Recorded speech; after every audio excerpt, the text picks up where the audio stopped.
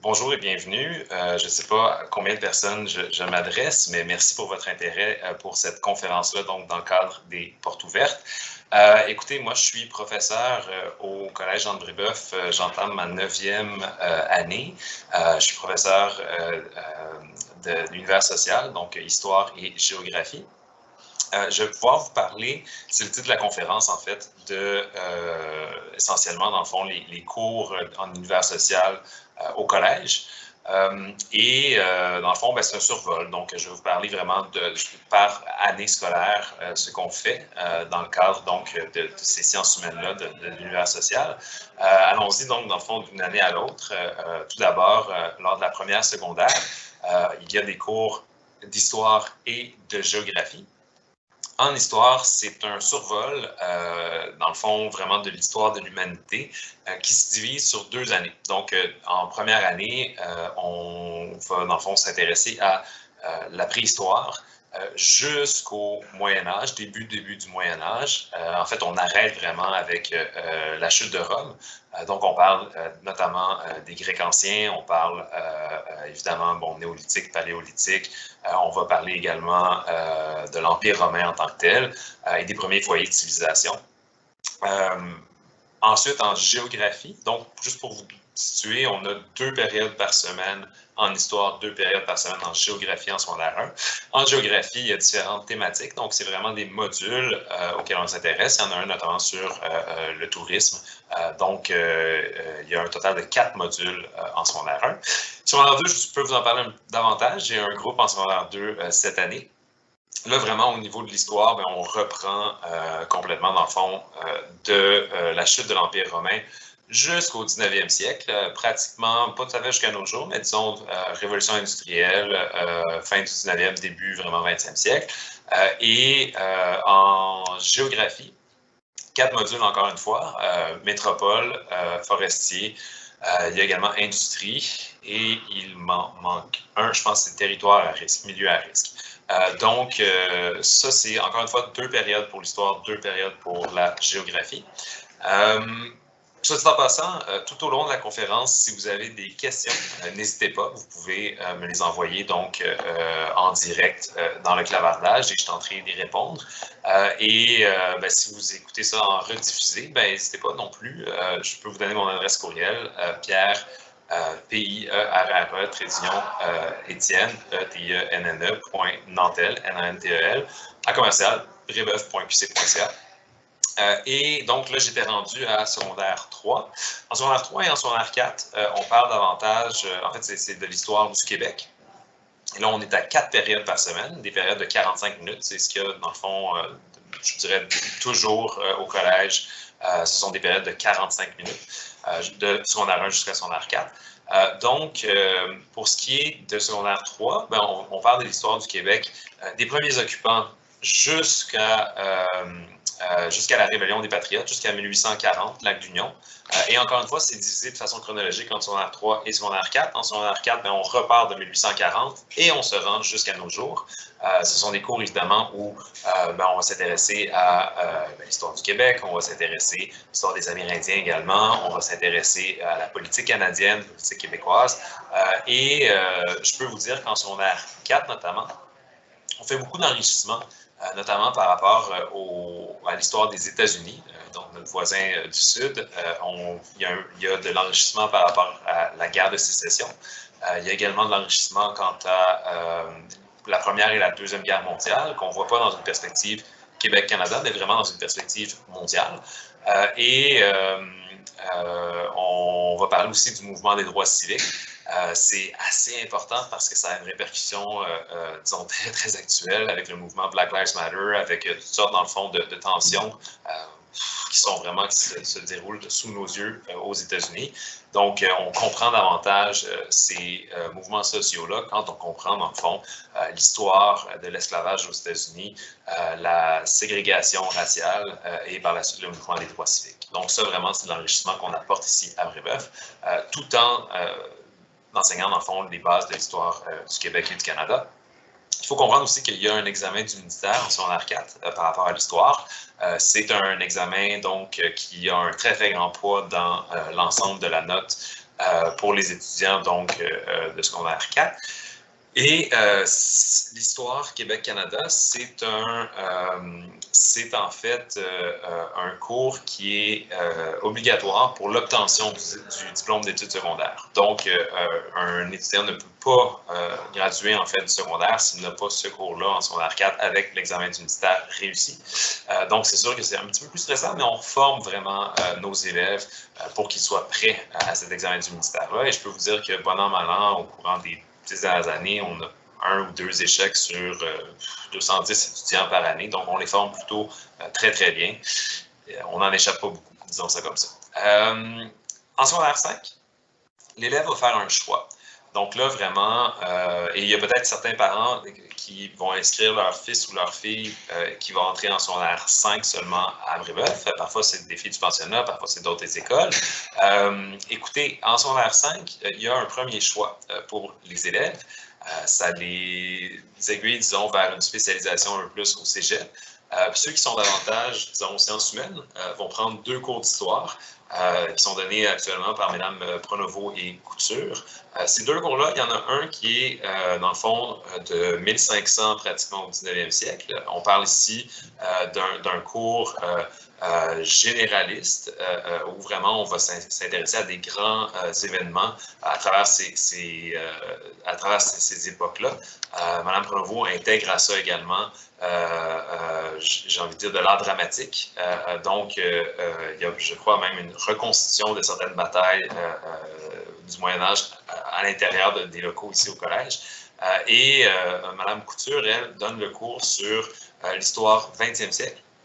Donc, on parle ici des grands événements, mais beaucoup, beaucoup plus en détail. Donc, on s'intéresse, par exemple, à la révolution bolchevique.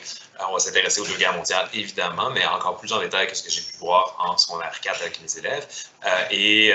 Écoutez, par la suite, dans le fond, la révolution informatique, la guerre du Vietnam, ces grands événements-là. Ce sont des formations qui sont très rigoureuses, qui préparent les élèves qui s'orientent davantage vers les sciences humaines, à faire des travaux de recherche notamment, à faire des bibliographies, des choses comme ça. Ils en font déjà dans les années précédentes, mais là, vraiment, on va beaucoup plus loin en secondaire 5. Si votre enfant est davantage de nature scientifique, il y a un cours de chimie et un cours de physique, et je laisserai ces professeurs-là présenter, dans le fond, ces cours-là. Moi, je vais me concentrer vraiment sur l'univers social. Alors, essentiellement, c'est un survol, c'est le titre de cette petite conférence-là, un survol donc des principaux cours en univers social qui sont donnés ici au collège. Au-delà de ça, il y a des projets également.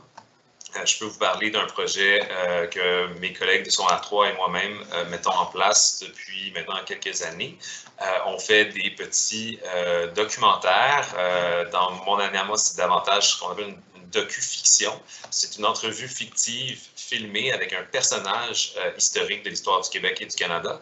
Donc, ça peut être une entrevue, par exemple, avec René Lévesque, disons, en 1982. Et il peut parler à ce moment-là, donc, du premier référendum sur la souveraineté, de l'accession au pouvoir du Parti québécois en 1976, peut parler évidemment du rapatriement de la Constitution et de sa position par rapport à ça. Donc, je vous dirais que ce sont des entrevues où les élèves doivent faire une très, très grande recherche académique, une recherche bibliographique, doivent rédiger un scénario, doivent également faire, dans le fond, le tournage en tant que tel.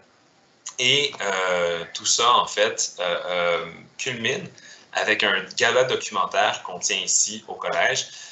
Cette année, on verra si c'est surtout un gala virtuel. On va voir, dans le fond, comment se progresse l'année scolaire avec, évidemment, la pandémie de COVID-19. Mais tout ça pour dire, finalement, qu'on leur demande de faire un tournage de documentaire. Généralement, c'est un projet qu'ils apprécient beaucoup. Et on a des projets qui sont très, très créatifs et souvent d'une très, très grande qualité également. Et dans le fond, on projette les grands finalistes pour remettre un prix aux meilleurs documentaires et dans certaines catégories techniques également, en secondaire 3 et en secondaire 4. Écoutez, c'est pas mal ça pour ce qui est du survol des différentes matières. Je sais pas si jusqu'à maintenant je ne vois pas de questions. N'hésitez pas évidemment si vous en avez.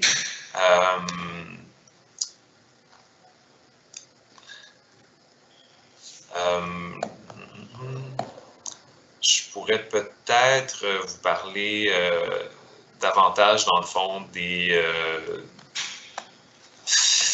peut-être des aptitudes qu'on développe durant les cours d'univers social.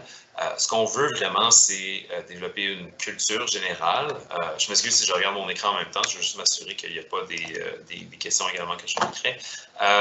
Donc, ce qu'on souhaite développer dans le cadre d'un cours d'univers social, dès secondaire 1, c'est une culture générale, c'est une compréhension, dans le fond, de l'histoire, des différents aspects des sociétés.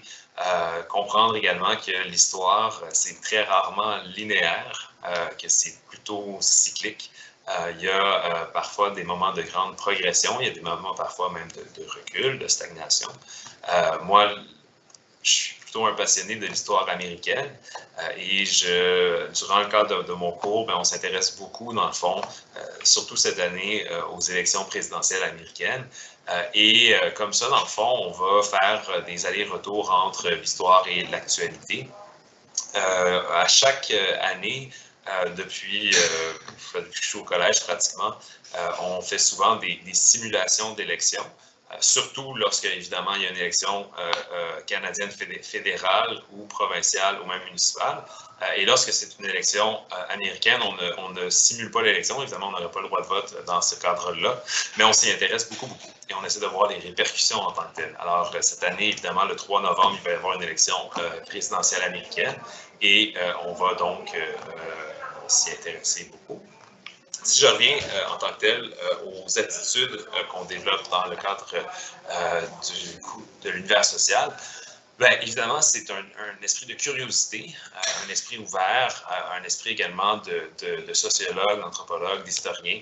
On va vraiment, dans le fond, éduquer nos élèves sur la pertinence des sources. Je pense qu'à l'époque où on vit, où on est bombardé d'informations, mais ce n'est pas toujours crédible, j'entends quelqu'un dire fake news, eh bien, c'est hyper important de valider ces sources, également d'entendre une pluralité, disons, de voix.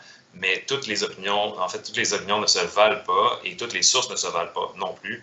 Et on souhaite, dans le fond, que les étudiants à Brébeuf comprennent cet élément-là et aillent, dans le fond, se questionner par rapport à ce qu'ils lisent, ce qu'ils voient, ce qu'ils entendent, que ce soit sur les réseaux sociaux ou ailleurs, et que, dans le fond, il doit y avoir un élément de crédibilité par rapport à ces sources. On veut des étudiants également qui ont une curiosité intellectuelle, qui s'intéressent au monde autour d'eux. C'est ce qu'on fait beaucoup en s'intéressant à la fois, comme je dis, à l'actualité et à l'histoire.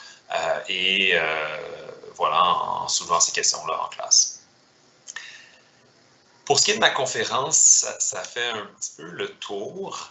Je sais que vous avez peut-être des questions plus spécifiques par rapport peut-être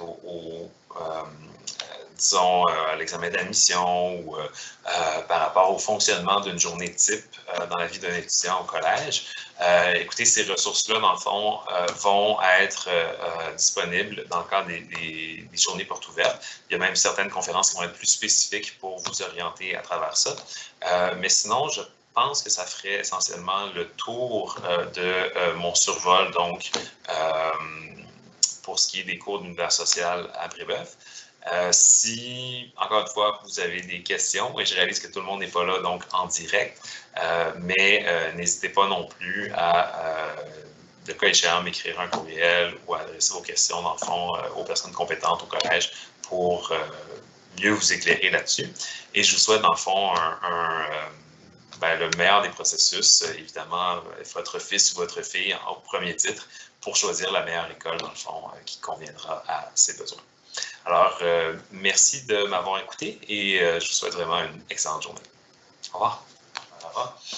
Y a-t-il un examen de géographie en secondaire 3? Il y a des examens Brébeuf de géographie en secondaire 3, mais il n'y a pas d'examen du ministère. Si ça répond à votre question, l'examen du ministère, pour ce qui est de l'univers social de façon générale, c'est uniquement en secondaire 4 qu'il y en a un. Est-ce que vous enseignez l'histoire de l'Europe moderne? Complètement.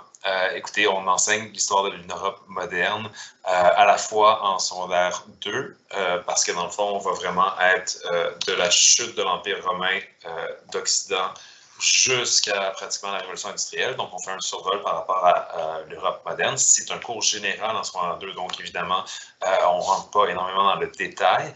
Par contre, en secondaire 4, dans le cadre de notre enrichissement, notamment à travers les guerres mondiales, on va parler de l'Europe moderne au 20e siècle. Et lors du cours, dans le fond, Histoire 20e siècle, il y a également, dans le fond, en secondaire 5, beaucoup d'histoire de l'Europe moderne. Donc, à travers ces cours-là, on touche à ça définitivement. Est-ce que les perspectives autochtones de l'histoire du Québec et du Canada sont aussi incorporées dans votre enseignement? Oui, et heureusement. On est de plus en plus sensible à ça. L'actualité nous le rappelle pratiquement tous les jours également qu'il faut être davantage, disons, préoccupé, mais également sensible à la question amérindienne. C'est facile, là, si je me permets une opinion bien personnelle, c'est facile parfois de critiquer la société américaine par rapport à ses problèmes de racisme, mais c'est beaucoup plus difficile de regarder dans notre cours à nous et ce que nous n'avons pas fait. Et là, je pense que c'était une citation, je crois, de Richard Desjardins, qui disait c'est un peu les peuples invisibles, les peuples autochtones. À Brébeuf, on enseigne vraiment de plus en plus et de façon obligatoire, dans le fond, les perspectives amérindiennes. Ne serait-ce que l'histoire des pensionnats autochtones. En secondaire 4, on en parle beaucoup. On en parle déjà en secondaire 3 aussi. Et je vous dirais que c'est un souci de la part des enseignants. Qu'est-ce que les premières et deuxième années du secondaire apprennent? Écoutez, dans le fond, je vous référais également au début de ma conférence. Je peux répéter un petit peu. En secondaire 1 et en secondaire 2, c'est un cours, dans le fond, très général de l'histoire, disons, mondiale. Donc, on part du Paléolithique et on se rend jusqu'à la chute de l'Empire romain d'Occident en secondaire 1. Donc, en passant évidemment par les premiers foyers de civilisation, la Mésopotamie, l'Égypte, on va parler également des Grecs anciens, on va parler de l'Empire romain jusqu'à la chute donc, de l'Empire romain d'Occident. Et, pardonnez-moi, en secondaire 2, ben, on repart de cette date-là, on couvre le Moyen-Âge, la Renaissance. On va couvrir les grandes découvertes. On va parler également jusqu'à la Révolution industrielle, en passant par le cycle des Lumières. Donc, vraiment, ce sont des cours généralistes, mais c'est essentiellement ce qu'on apprend en secondaire 1 et en secondaire 2 en histoire. En géographie, pour ces 2 années-là, il y a des modules spécifiques qu'on étudie. Je vous en nomme quelques-uns. Métropole, domaine forestier, milieu à risque. Industrie. Donc, ce sont toutes des questions, des thématiques un peu qu'on va couvrir pendant un mois et demi en moyenne pour chacun d'entre eux en secondaire 1 et en secondaire 2. Les cours que vous présentez sont des cours pour tous les élèves, peu importe qu'ils soient en international, en langue, en profil latin ou en sport. Très bonne question. Essentiellement, donc, les cours dont je vous parle sont des cours obligatoires pour tous les élèves, indépendamment de leur profil de concentration. Donc, ils vont faire de la géographie, ils vont faire de l'histoire. Il n'y a qu'en secondaire 5 qu'il y a vraiment, dans le fond, j'ose dire, une option ou, disons, un parcours différent. En secondaire 5, si votre fils ou votre fille est davantage d'un profil, disons, sciences humaines, ben, ils sont orientés vers 2 cours d'histoire, alors que s'ils sont davantage, disons, scientifiques, avec sciences santé, sciences pures, ben, ils ont un cours de chimie et un cours de physique. C'est un peu différent pour les groupes IB. Il y a toujours la possibilité de prendre un cours histoire et un cours de sciences, mais pour la plupart des élèves, dans le fond, c'est vraiment d'un côté ou de l'autre. Chaque cours de géographie et univers social, ça dure 45 minutes. Donc, chacune des périodes au collège, c'est 45 minutes. Et voilà, dans le fond. Pour ça, il n'y a qu'en secondaire 5 que les cours sont rendus à 50 minutes. Merci pour votre présentation. Merci. C'est pas des questions, mais merci à vous de votre attention. Et encore une fois, merci de nous pardonner pour ce qui est des pépins techniques. Je suis désolé, il y a disons, de l'ajustement à faire à ce niveau-là aussi. Est-ce que la géo sera juste enseignée en première et en deuxième secondaire? La réponse est oui. La géographie, on en fait dans ces 2 années-là. Évidemment, disons, ça c'est pour ce qui est du libellé des cours, mais vous savez que l'histoire et la géographie, c'est tellement interrelié qu'en 3e et en 4e secondaire, on fait encore de la cartographie et forcément, dans le fond, c'est très difficile de faire un cours d'histoire désincarné de la géographie. Il y a toujours un peu de ça, j'ose dire, par la bande, dans le fond, à l'intérieur de ces cours-là. Annabelle Vanier-Clément, merci. Comme vous enseignez beaucoup l'histoire occidentale, ce qui est très bien, évidemment, avez-vous également une approche critique par rapport... Là, je pense qu'il me manque peut-être un mot, ça continue. Comment enseignez-vous l'histoire occidentale? Avez-vous une approche critique par rapport à cette histoire et à ses legs, la colonisation, l'esclavage? Oui, certainement. L'histoire, c'est beaucoup une question de perspective. Et franchement, en 2020, c'est difficile de dire, je donne un exemple, que Christophe Colomb a découvert l'Amérique. Voilà un continent entièrement vierge. Il n'y avait personne avant que les Européens débarquent. Disons qu'on n'enseigne plus l'histoire comme ça. D'accord? C'est une question de perspective. Pour les Européens, c'était quelque chose de nouveau. C'est pas tout à fait vrai non plus. Les Vikings étaient là avant. Il y a des pêcheurs également basques qui étaient, dans le fond, très près des côtes américaines depuis bien des siècles avant Christophe Colomb. Donc, c'est, disons, on réévalue et on est autocritique vis-à-vis de l'histoire. Et l'histoire, c'est pas, dans le fond, définitif. Ça s'écrit à tous les jours et ça s'enseigne différemment également avec le temps. Si je peux me permettre un lien avec l'actualité, quand on arrive à John A. Macdonald, ben c'est sûr, et dans mon cours, ça va être d'ici quelques semaines, c'est sûr qu'on ne parle pas de ce politicien-là de la même façon en 2020 qu'on aurait pu l'enseigner, disons, il y a 20 ou 30 ans. Donc, oui, on est critique et j'essaie de déguiser cet esprit critique-là à l'intérieur de mon cours. Vous savez, je vois colonisation, esclavage dans votre question. Écoutez, en termes d'enrichissement, on parle énormément dans mon cours dans le fond, de la guerre de sécession. On va parler évidemment de l'esclavage, on va parler par la suite, dans le fond, de la ségrégation raciale, on va parler aussi du mouvement des droits civiques. Et je pense que tout ça, dans le fond, il faut bien le comprendre pour comprendre notamment la société américaine telle qu'elle est en 2020, avec Black Lives Matter, avec ses tensions, sa politique, la partisanerie également. Donc, oui, c'est un regard très, très critique par rapport à ça. Évidemment, les professeurs, on n'est pas là, on ne fait pas d'endoctrinement non plus, on n'est pas là pour enseigner nos opinions personnelles, mais on est là pour amener une certaine perspective, dans le fond, vis-à-vis de l'histoire, et ça jette très certainement une lumière différente sur l'actualité quand on connaît l'histoire également. J'espère que ça a répondu à votre question, Madame Vanni. J'essaie de voir s'il n'y a pas d'autres questions. Pour le moment, je n'en vois pas. N'hésitez pas. Je sais que vous êtes encore 16 participants. Si vous avez une quelconque question, je vous en prie, c'est vraiment le bon moment. Je suis sincèrement désolé pour les petits pépins techniques au fur et à mesure, disons, de cette conférence-là. Mais voilà, donc je pense que ça se replace. Alors, je vais rester disponible, disons, pour 2 minutes. Je suis désolé, vous ne verrez que mon visage... il ne se passera pas grand-chose, mais je tiens à rester disponible dans le fond si vous avez davantage de questions. Alors, n'hésitez pas.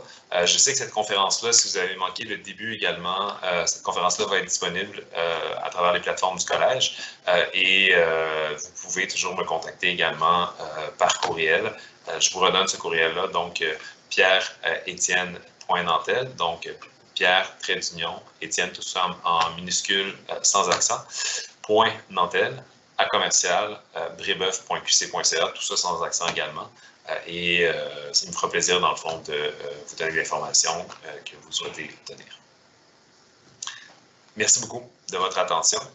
Et encore une fois, je vous dis, je souhaite que le processus pour trouver la bonne école secondaire pour votre fils ou votre fille soit un processus agréable, serein et que vous trouviez, dans le fond, surtout pour lui ou pour elle, le meilleur établissement scolaire donc, pour ses besoins.